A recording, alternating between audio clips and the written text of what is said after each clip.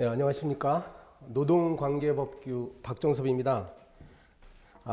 이 강좌는 그 5시간짜리로 제가 그 노동관계법규 과목의 핵심적인 부분을 이제 압축해서 정리를 해봤어요. 주제는 한 75개 정도 그 준비를 했으니까 여러분 이 강좌의 그 목표, 효과라고 할까? 이 초보자, 처음에 입문하시는 분들도 제 강좌 5시간을 좀 투자를 하셔가지고 쭉 들어보세요. 그러면 노동관계법규는 이러한 내용을 공부하는구나 라는 건 이제 아실 수 있을 겁니다. 이제 유익한 시간이 되리라고 믿어요. 그 다음에 이제 최종 그 시험 응시를 앞두고 계신 분들은 최종 마무리로서도 손색이 없으리라고 봅니다. 우리가 그 20문항이죠. 20문항인데 지금 현재 준비되어 있는 건 75개 정도가 되니까 한 4배 정도, 4배수가 됩니다. 그럼 이 안에서 충분히 많은 부분들이 출제가 될 수 있으라고 봐요. 제가 거의 다 출제될 수 있도록 가장 중요하고 기본적인 내용들을 담아놨습니다. 가장 중요하다는 말씀은 출제 빈도가 높다는 말씀이죠. 그러니까 여기 집중하셔가지고 쭉 저하고 같이 정리를 해보시면 좋겠습니다. 자, 그러면 이제 1장 노동 기본권 파트부터 살펴보도록 하죠. 제가 첫 번째 근대 시민법의 원리하고 그리고 현대 시민법의 원리를 이렇게 비교를 해놨는데요. 요걸 직접 물어보는 질문도 있지만 요 주제는 뭡니까? 노동법이, 우리가 공부하고 있는 노동법이 탄생하는 배경과 관련이 되어 있습니다. 그래서 일단 알고는 계시는 게 좋아요. 여기 요 부분이 어떻게 응용되어서 나올 수가 있습니다. 그래서 계약 자유의 원칙이죠. 계약 자유. 좀 철학적인 얘기 해볼까? 그 칸트나 키케로 같은 이 학자들은요, 인간은 이성적인 존재라고 말을 했죠. 그래서 인간은 완벽한 그런 이성을 갖고 있는 존재이기 때문에 인간들의 행위에 대해서 국가가 개입을 하면 안 된다. 오히려 인간들이 맺는 이런 계약이라는 또는 법률 행위라는 부분을 자유방임해야, 즉 그냥 맡겨놔야 그래야 이렇게 조화롭게 사회가 발전한다고 그렇게 믿었어요. 그것이 근대 시민사회의 기본적인 생각이었습니다. 그래서 계약자유의 원칙. 그리고 이제 따라서 소유권은 절대적이다. 소유권이 뭐죠? 자기가 갖고 있는 물건에 대해서, 그러니까 부동산이나 동산을 사용, 수익, 처분할 수 있는 권리를 말합니다. 이것은 절대적이야. 누가 간섭을 할 수가 없어요. 그래서 자기가 갖고 있는 부동산이나 동산에 자본을 투입을 하죠. 이게 바로 이 당시에 그 산업혁명 시기와 맞물려 있습니다. 산업혁명이 성공하기 위해선 이 자본가들이 자기의 재산을 충분히 활용할 수 있도록 국가가 보장을 해줘야 된다는 거야. 그래서 소유권 절대 원칙이 있었던 것이죠. 그리고 과실 책임의 원칙. 자기가 잘못한 부분에 대해서만 책임을 진다. 네. 타인의 잘못에 대해서 책임지는 것도 아니고 자기가 잘못 그리고 자기 자신에게 고의 또는 과실이 있어야만 책임을 지는 겁니다. 이것도 역시 산업혁명의 그 이론적인 기반이 되었다고 그래요. 공장주들이 마음껏 그 산업활동을 할 수 있도록 하는 거죠. 그렇지만 이것이 이제 그 시간이 지나면서 이 자본주의의 병폐와 맞물려서 각종 사회적 문제를 야기하죠. 그래서 이것이 이제 현대적 원리로 바뀌었다는 겁니다. 자, 계약 자유의 원칙이 극명하게 나타난 곳이, 문제점이 노출된 곳이 바로 노사 간의 근로계약이에요. 뭐 어린아이를 탄광에다가 또 여성들을 탄광에다 또는 뭐 하루 24시간 계속 노동을 시키는 것도 계약의 자유라는 이름으로 이게 허용이 되다 보니까 여기에 사회적 약자들이 이제 피해를 보는 거지. 그래서 계약은 공정해야 된다는 것입니다. 그래서 현재 우리가 배우고 있는 그 근로기준법 같은 것들이 나타나는 것이에요. 그리고 소유권이라는 것도 이제 공공복리에 적합해야 된다는 것이죠. 그 학자들은 얘기를 합니다. 이것이 소유권 공공복리라는 것이 이것이 이렇게 수정된 원리라고 보기보단 차라리 현대 사회에서 새롭게 등장한 원리지 않느냐 이렇게 보는 학자들도 있어요. 어쨌거나 소유권은 자기의 재산권이라 해서 마음대로 사용할 수 있는 게 아니라는 거죠. 그 다음에 과실책임이 아니라 이제 무과실책임입니다. 이 과거의 과실책임은 가령 근로자가 공장에서 재해를 입었을 때 사용자의 고의 또는 과실을 입증해야만 됐었어요. 그러나 입증하기는 상당히 곤란하죠. 그래서 오늘날에는 무과실 책임의 원칙, 네, 입증하지 못하더라도 사용자의 과실을 입증하지 못하더라도 일정한 재해를 받은 사람은 이제 오늘날에 뭐죠? 그 각종 재해 보상 원리에 따라서 보상을 받도록 되어 있는 겁니다. 그래서 무과실 책임이죠. 여러분 이런 배경을 잘 알고 계시면 한 문제 정도는 이제 맞출 수 있으라고 봐요. 네, 그다음 두 번째의 주제입니다. 법원이라고 돼 있죠. 이 노동법의 법원. 노동법의 법원은 맨 위에 이제 헌법이 있는 것이고 헌법 그리고 법률 그다음에 밑에 명령이라고 있습니다. 이것이 바로 우리나라로 말하면 대통령령, 총리령, 부령 이런 것들이에요. 우리가 지금 노동관계법규를 공부하다 보면 법률만 공부해서는 안 되고 그 밑에 대통령령이나 아니면 고용노동부령이 있습니다. 대통령령이 있고요. 고용노동부령이라고 나오면 그거는 부령을 이야기한다는 거 아셔야 돼요. 그래서 이러한 내용들 우리가 전부 공부할 수는 없습니다. 요 법률과 관련해 가지고 아주 중요한 법률들을 알고 계셔야 되는 거예요. 네. 그리고 이제 그 뭐냐면 밑으로 내려와서요. 이게 자 법원 여기까지가 바로 성문법이죠. 성문법. 네. 그리고 이제 그 단체 협약 같은 것이 있을 수 있습니다. 네. 단체 협약은 노사 간의 계약을 맺은 거예요. 노동자 집단하고 사용주 간의 협약을 맺은 것이고 취업 규칙은 이제 사용자 측에서 일방적으로 그 고용의 계약 내용을 정해 놓은 것입니다. 일방적으로. 그다음에 획일적으로 정해 놓은 거죠. 누가? 사업주가 이렇게 정해 놨다 이거야. 이거는 노사 간의 협약을 한 것이고. 그리고 이제 개별적으로 근로 계약이 있을 수가 있습니다. 네. 개별적으로 근로 계약이 있어요. 노사 그 개인 근로자와 사용자 간의 계약을 꾸밀 수가 있어요. 그리고 경영 관행 같은 것이 있습니다. 예, 오랫동안 그 사업장에서 경영의 원칙으로 이루어져 왔고 이것을 누구든지 당연하게 여기는 것들이 있어. 경영 관행이고요. 구체적인 그 사용자의 지시가 또 있을 수가 있어요. 네. 그 내용이나 업무의 내용이나 뭐 장소, 시간 이런 것들을 이제 그 사용주가 근로자에게 지시를 한다는 거죠. 결국은 이런 것들을 법원이라고 할 수 있어요. 여기 순서기도 하고 특히 요걸 좀 유의를 해서 기억하시는 게 좋은데 요 세 가지의 관계 순서가 이렇게 됩니다. 단체 협약이 위에 있어요. 따라서 단체 협약에 위반하는 취업 규칙은 무효입니다. 그리고 취업 규칙에 위반하는 근로계약도 무효다 이거야. 단체 협약에 위반하는 근로계약은 무효입니다. 이런 관계들이 있다는 거 아셔야 돼요. 그 다음에 거기 여러분 지금 자료를 갖고 계시는데 그 자료 바로 밑에 자료를 여러분 출력을 하신 다음에 같이 보시는 게 좋겠습니다. 이 강좌를 이렇게 보시면 그 우선순위가 있죠. 순위. 이 법에 있어서의 우선순위는 비단 노동법뿐만이 아니라 일반법에서 이러한 원리가 있어요. 특별법 우선의 원칙이다. 네, 특별법은 일반법보다 우선된다는 원칙이 있고 그 다음에 상위법이 하위법보다 우선된다는 원칙이 있죠. 요 피라미드 상에서는 위쪽에 있는 걸 상위법이라고 불러요. 그리고 신법이 구법보다는 우선된다.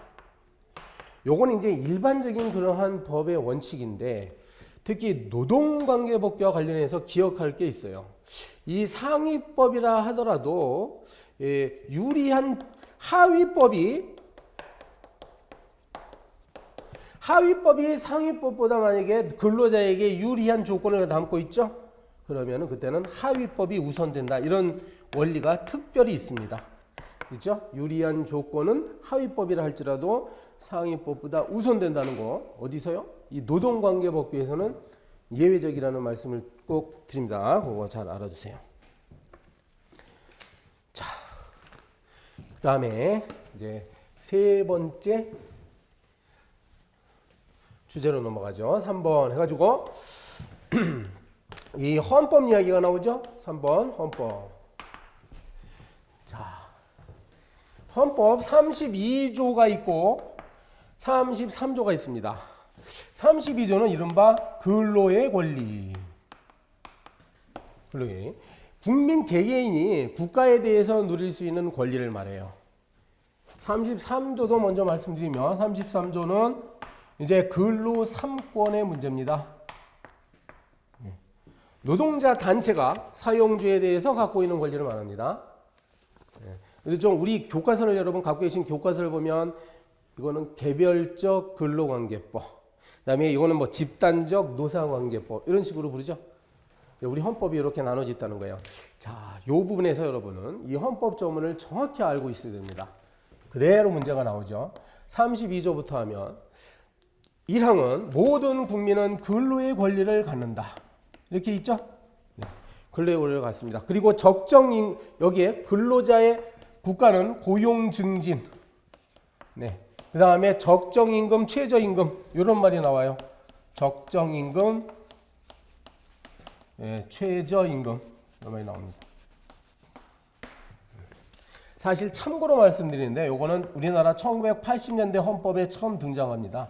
요건 1987년 헌법에 처음 등장해요. 이제 헌법이 개정되면서 계속 근로자를 위한 이러한 조항들이 추가가 되고 있는 거예요. 자, 2번은 근로의 권리가 있으니까 근로의 의무도 있죠. 반대편에. 네. 국민들은 근로할 의무가 있다 이거야. 그러나 요거는 이제 그러면 일을 하지 않는다고 해서 뭐 국가가 처벌을 할 수는 없겠죠. 그래서 이제 윤리적인 의무다라고 보는 게 다수설이에요. 근로의 의무를 정하는 것은 민주주의 원칙에 따라야 된다라는 표현이 나오죠. 네, 그거 잘 기억하시고 민주주의 원칙에 따른다. 그 다음에 이제 근로 조건 이야기가 나옵니다. 그 3항은 근로 조건은 무엇으로 정한다고 되어 있나 보세요. 법률로 정한다라고 나와 있죠. 네, 법률로 정한다 이런 말이 나옵니다. 그런데 인간의 존엄성을 유지하는 차원에서 한다. 예. 인간의 존엄성을 보장하도록 법률로 정한다는 말. 이런 말들을 기억해야 돼요. 저기 피라미드를 보시면 아까 보시면 법률로 정하는 것이지 뭐 대통령령이나 총리령으로 정한다 이렇게 안 돼 있다는 점입니다. 그리고 그 다음에 4항하고 5항 이렇게 가면 연소자 이야기가 나오고 그 다음에 여성 이야기들이 나오죠. 네. 요 사람들은 이제 나이 든 사람이 성인이나 아니면 남성들에 비해서 사회적, 경제적 약자죠. 그래서 헌법이 특별히 보호하도록 하는 것들을 규정해놨어요. 부당하게 차별받지 않습니다. 여성이 남성에 비해서 부당하게 차별받지 않는다. 네. 그리고 6항이 보면 국가 유공자 있습니다. 유공자 이야기가 나와요. 국가 유공자, 뭐 상위 군경, 그 다음에 전몰군경의 유가족. 이렇게 하죠? 네, 전몰군경의 유가족. 거기 맨 끝에 어떻게 되어 있나 보세요. 이 사람들은 우선적으로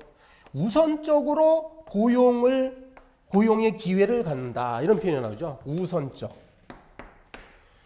자, 평등하게 이런 표현 안 씁니다. 그러니까 다른 사람들에 비해서 우선적으로 고용의 기회를 갖도록 이렇게 되어 있습니다.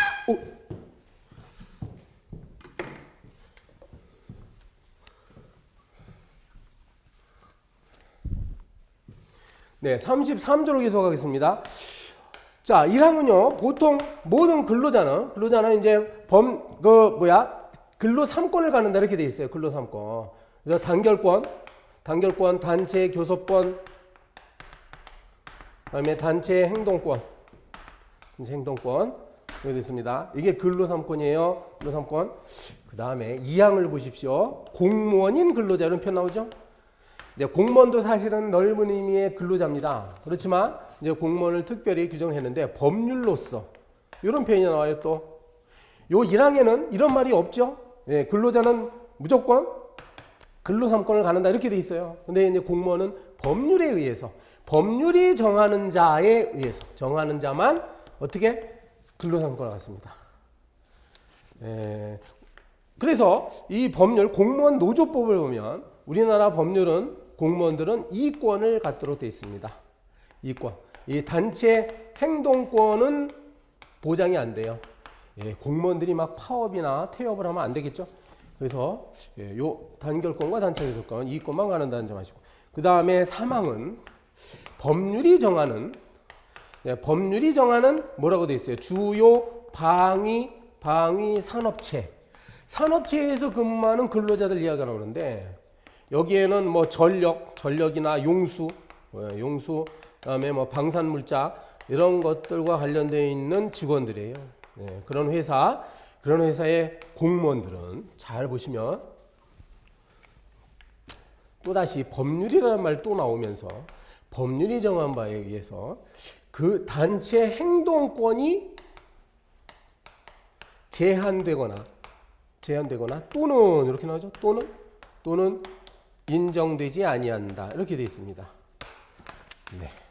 요게 이 사망이 특히 좀 까다로운데 네, 법률로 정해야 한다고 했고 그리고 단체 행동권이라는 점. 요걸 뭐 싹 바꿔서 단결권 이렇게 출제가 가능합니다. 그러면 안 돼요. 단체 행동권인데 제한될 수 있고 더군다나 아예 전혀 인정되지 아니할 수도 있다는 점. 이런 것도 놓치면 안 됩니다. 네. 제한되기는 하나 불인정되는 건 아니다. 뭐 이러면 틀립니다. 자, 그래서 여러분 다시 말씀드리면 요거 이 헌법의 32조, 33조는 정확하게 알고 계셔야 됩니다. 자꾸 읽어서 이제 익숙해지도록 만들어야 됩니다. 비단 그 헌법 조문뿐만 아니라 모든 개별 법규들도 마찬가지예요. 우리가 지금 여기서 다루고 있는 법률들은 자주 출제가 되는 지문들은 여러분 자꾸 읽는 것이 가장 좋습니다. 자꾸 읽게 되면 어느 순간에는 이게 익숙해지면서 머릿속에 들어와요. 그리고 지문을 보면 그렇구나 하고 쉽게 판단이 됩니다. 그렇게 하세요. 자, 그 다음에 제2장으로 넘어가겠습니다. 2장.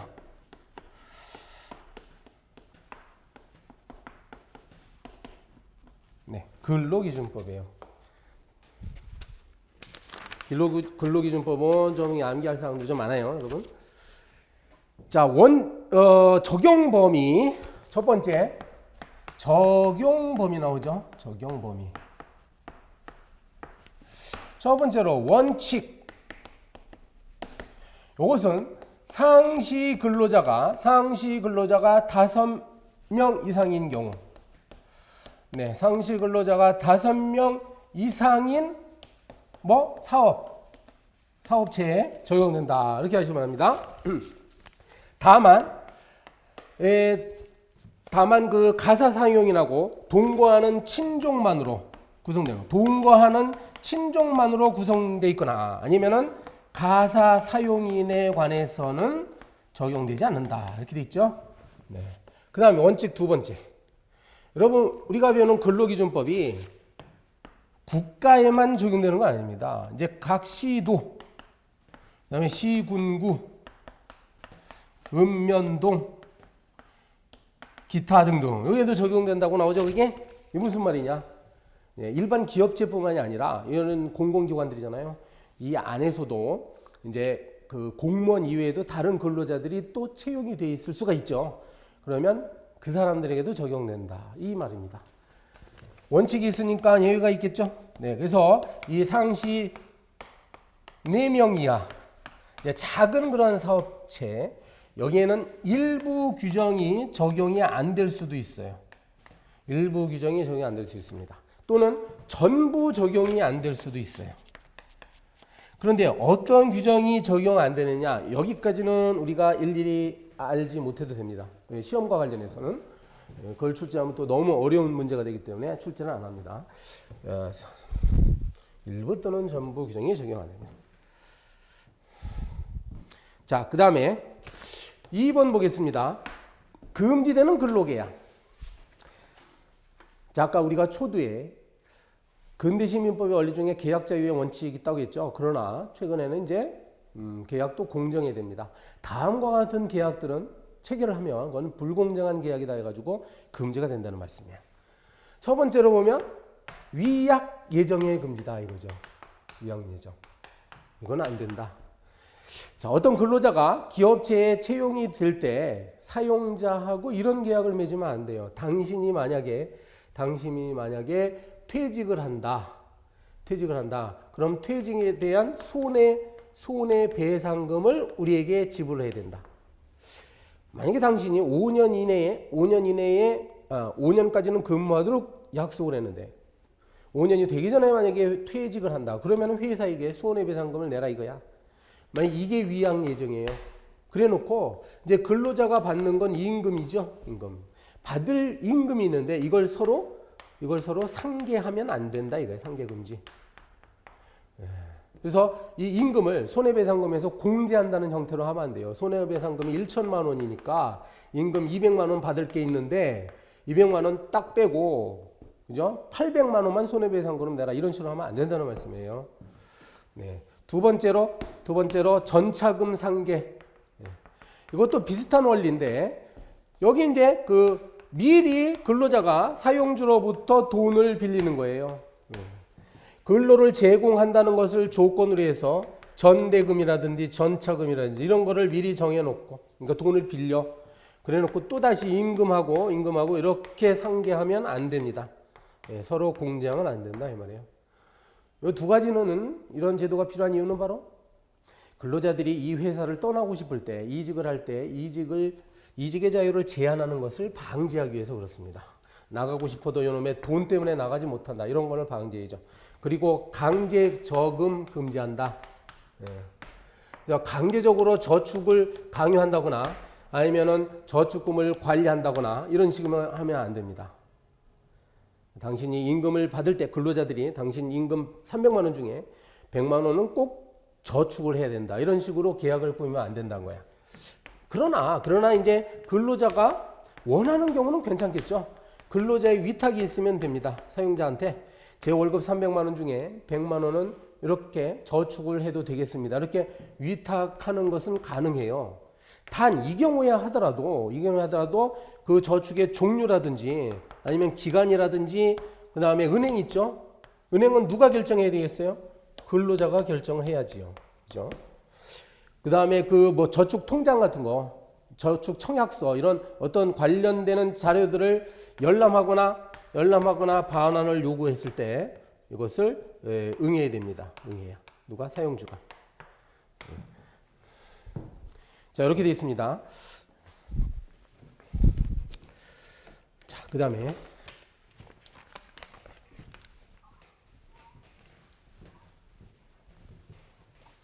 3번 해서 경영상 이유.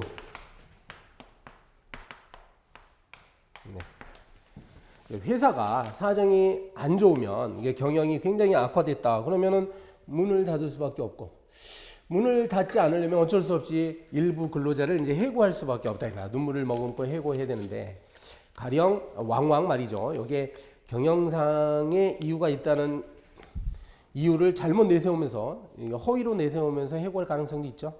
따라서 우리 법은 이러한 경우에 요건을 정해놨어요. 요건이 일단 세 가지입니다. 세 가지. 정확히 알아두셔야 되는데 긴박한 경영상의 이유가 있어야 돼요. 긴박한 경영상의 필요가 있다. 요 긴박이라는 말은 이제 시간적인 개념이죠. 이제 시간적으로 굉장히 절박하다 이거야. 지금 해고를 하지 아니하고서는 구조 조정을 하지 아니하고서는 회사가 문을 닫을 지경이다 이 말이에요. 이게 첫 번째입니다. 그런데 여기에 보면 다만 그 경영 악화를 방지하기 위한 병합, 양도 인수 합병은 긴박한 경영상 필요가 있다 이런 표현 나오죠. 네. 양도 인수 합병. 그런데 이것도 함부로 하면 안 되고 자 경영상의 악화를 방지하기 위한 것이어야 됩니다. 이런 경우에는 이것을 인정한다 이거야. 그리고 그 해고의 노력을 다 했어야 돼요. 해고를 피하기 위한 노력을 충분히 했다는 점이 인정돼야 된다 이거야. 네. 정당한 노력이 있어야 됩니다. 그런데 이제 해고 기준 같은 것이 해고 기준이 굉장히 공정해야 돼요. 공정하고 합당해야 될 것입니다. 그렇지 않고 무조건 나이 많은 사람부터 자른다거나 아니면 여성부터 자른다거나 하위직부터 자른다거나 이런 식으로 하면 안 되죠.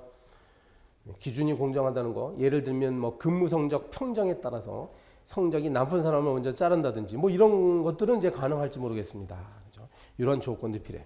그리고 이제 그 50일 전까지 통보해야 되는데요. 50일 전까지 통보를 하고 그 다음에 이제 협의를 봐야 되는데 누구하고 협의를 하냐 잘 보세요. 거기 보면 만약에 노동조합이 있으면 노동조합, 그죠? 이 근로자의 과반수로 조직된 노동조합이 있으면 노동조합, 그리고 만약에 노동조합이 없다 그러면 근로자 대표.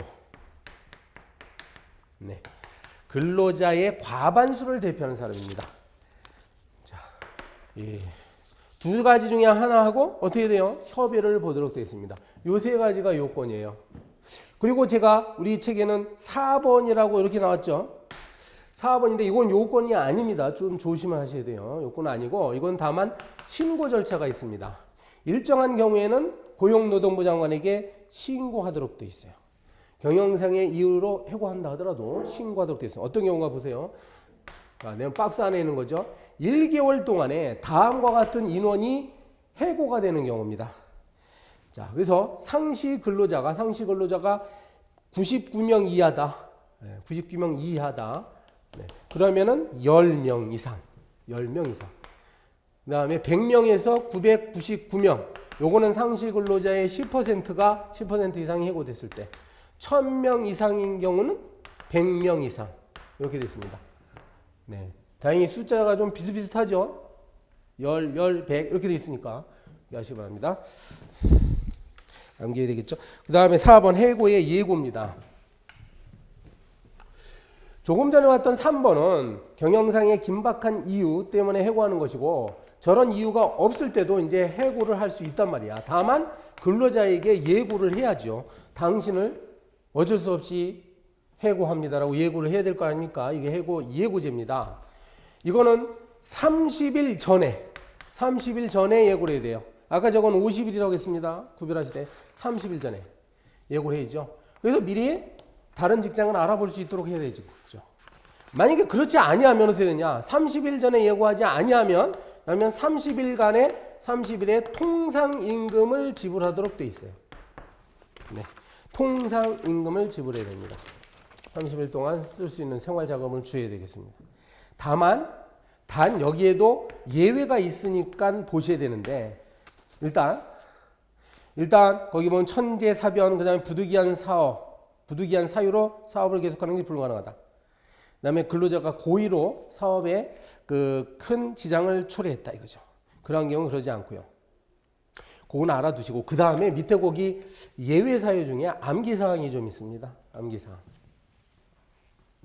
자, 일용 근로자인데 3개월이 채 안 되는 사람들이 있어. 그러니까 계속 근로기간이 3개월 미만인 경우 그리고 2월 이내의 기간을 정해서 채용한 근로자들이 있습니다. 그러니까 단기간 근로를 하는 사람이죠. 그 다음에 6월 이내에 월급 근로자가 있을 수 있어요. 그 다음에 6월 이내에 그 계절 근로자가 있습니다. 이 계절 단위로 이거죠. 계절적인 업무에 종사하는 경우. 그리고 그 밑에 보면 이제 그 수습 중인 사용자라고 나오죠. 네. 요거는 이제 그 하위 법령에 있는데 3개월 이내입니다. 3개월 이내. 네. 어떻게든 좀 암기를 하시는 게 좋겠어요. 요게 3이고 2고 6이 두 군데가 있습니다. 이렇게 기억해서 좀 길죠? 월급 계절 그러면 6월 좀 길다 이거야. 그리고 일용 근로자는 3개월 있습니다.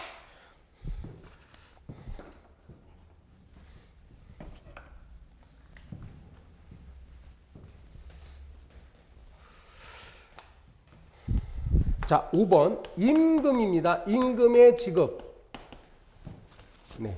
임금의 지급의 원칙이 네 가지가 있어요. 네 가지. 자, 사용주가 임금을 줄 때는 통화로 직접 전액을 정기적으로 주라. 이게 이제 네 가지가 원칙입니다. 통화는 뭘까요? 통화는 그러니까 우리나라에서 국내에서 강제 통용력이 있는 통화를 말합니다. 그러니까 원화지요. 외국 화폐로 주면 안 됩니다. 원칙적으로. 그 다음에 직접 주라는 거야. 대리인을 시켜서 주면 안 됩니다. 물론 단순한 심부름꾼한테는 줄 수 있어요.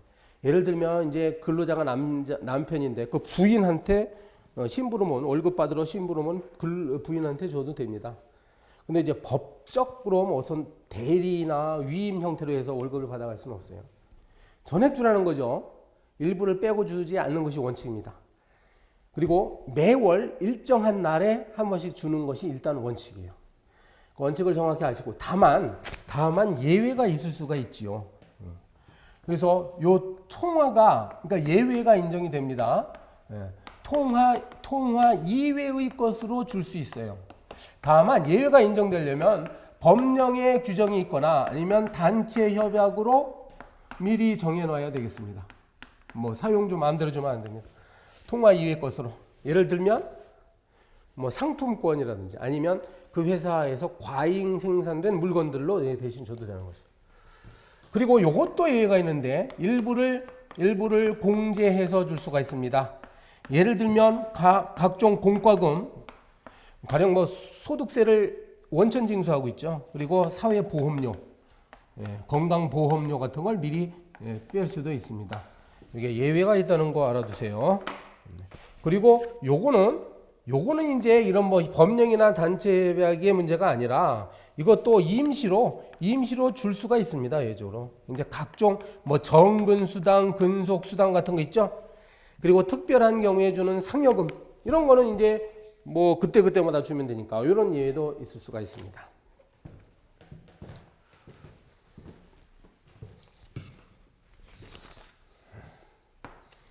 자, 그리고 계속 하는데 임금 지급의 원칙 보면 그 다음에 도급 사업에 관련된 내용이 나오죠. 도급 사업. 그래서 이 가령 A라는 건설업자가 직접 근로자를 채용하지 않고 하도급을 줄 수가 있단 말이에요. 이게 수급인이라고 합니다. 도급을 이렇게 주면 그 다음에 또 주면 이제 이 사람은 이제 하수급인이 되는 것이고 만약에 여기서 근로자를 채용할 수가 있어요. 그래서 임금은 원래 여기서 주는 게 원칙이죠. 이게 채용을 했으니까 하수급인이 원래 주면 되는데 만약에 하수급인이 근로자에게 지급을 못했어 임금을. 그런데 지급을 못한 데에 귀책 사유가 이 사람에게 있을 수도 있어요. 그죠? 여기서 이 도급 금액이라는 것인데 도급 금액 일을 맡겼으면 돈을 줘야 되는데 돈을 제때 안 줬단 말이야. 이 사람은 이제 돈을 받아야만 봉급을 주죠. 그래서 도급 금액 같은 걸 주지 않았다. 이렇게 수급인에게 규칙 사유가 있죠. 그러면 우리 법은 얘네 둘이 어떻게 한다? 연대해서 이런 표현을 씁니다. 연대해서 책임이 있다. 임금 지급 책임.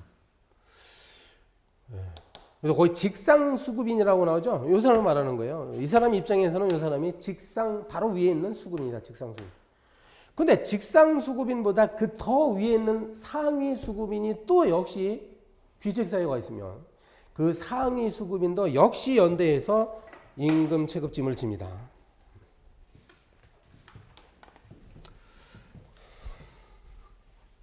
자, 계속 임금 이야기가 나옵니다. 그 다음에 이제 비상시에 지급하는 임금 나오죠. 질병이나 재해, 기타 그 대통령령이 정하는 경우에는 임금일자가 되기 전이라 하더라도 이미 제공한 근로에 대한 대가는 청구할 수가 있습니다. 그러니까 미리 땡겨서 쓰는 거죠. 요 박스 안에 있는 걸 잘 보셔야 돼요. 박스 안에 있는 걸 암기하셔야 되는데 제가 거기 써놓지는 않았는데 여기 이제 다음과 같은 사유가 근로자 또는 그 근로자로 인해서 생계를 같이 하는 사람이 있어요. 생계를 유지하는 자가 있어요. 근로자, 당사자에게 이런 사유가 나타나도 되고 근로자로 인해서 생계를 유지하는 자가 다음과 같은 경우에 그래서 혼인하거나 아니면은 질병을 자, 여기 순서가 이렇게 됐군요. 출산하거나 아니면 질병이나 재해에 걸리거나 그렇죠. 그다음에 두 번째가 혼인하거나 사망하거나 아니면 고향으로 내려가는데 일주일 이상 특별한 사정이 생겨서 이제 일주일 이상 부득이하게 귀향을 해야 되는 경우 이렇게 되어 있습니다. 이런 것들은 기억하기 어렵지 않죠. 요거를 외우셔야 돼요. 일주일입니다. 뭐 1개월 이상 이러지 않고 일주일 이상이라는 점을 암기하시기 바랍니다.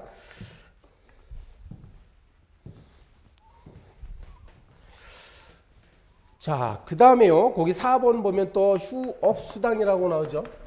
휴업수당. 휴업이라는 게 무슨 뜻이에요? 일을 하지 않는다 그러지. 일을 하지 않게 되면 임금을 받지 못하게 되는데 그러면 생계에 곤란이 닥치니까 휴업수당 제도를 뒀습니다. 그런데 여기서 말하는 휴업수당은 사용자가 귀책사유가 있는 거예요. 사용자의 귀책사유. 누가 잘못했다? 근로자가 아니라 사용자가 잘못했을 때.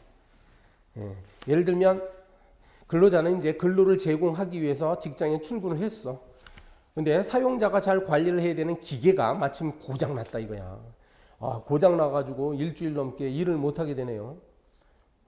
이건 사용자한테 잘못이 있는 건데 그 경우에도 일정한 부분은 수당을 주도록 되어 있습니다. 평균 임금의 100분의 70. 여기가 공부를 하다 보면 100분의 50짜리도 있고 100분의 60짜리도 있는데 70 정도면 좀 높지요? 네, 이렇게 기억하세요. 왜 70인가? 사용자가 잘못했기 때문에 그랬지요. 사용자의 평균. 다만 여기가 이 평균 임금이 100분의 70이 통상 임금보다 적을 때는 많을 때에는 통상 임금을 한다 이런 표현이 나오는데 요게 만약에 통상 임금보다 더 많다. 그럼 이걸 하라고 했어요. 왜 그럴까요? 지금 이 사람들은 일을 하지 않고 받는 사람들이고 여기는 이제 일을 했을 때 받는 건데 아니 일을 하지 않았을 때가 일을 했을 때보다 더 많아지면 좀 불합리하죠. 그렇기 때문에 통상 임금으로 한다 이런 표현을 쓰는 겁니다.